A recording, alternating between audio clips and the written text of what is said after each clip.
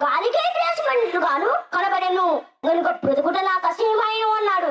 ప్రియులారా, జీవితంలో అన్ని ఆనందాలను అనుభవించాడు, అన్ని సుఖాలను పొందాడు. చివరకు అంతే వేస్ట్, అంతే వ్యర్థం ఉంటున్నాడు. పైగా బ్రతుకుట నాకు అసహ్యమైన అంటున్నాడు. ప్రేమించిన వారులారా, ఒక వ్యక్తి స్పోర్ట్స్ లో అనుకున్నది సాధించాడు, మరొక వ్యక్తి సినీ రంగంలో పేరు ప్రఖ్యాతులు సంపాదించాడు.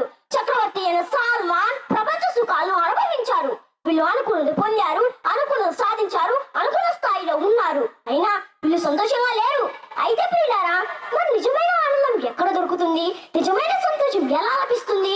ఒక్కసారి మనం బైబిల్లో చూడగలిగితే ప్రసంగి గ్రంథము 12వ అధ్యాయం 13వ వచనం. ప్రసంగి గ్రంథము 12వ అధ్యాయం 13వ వచనం.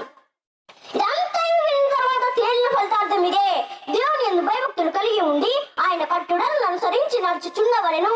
మానవ కోటికి ఇదే విధి అని ఉంది. ప్రియులారా, దేవుని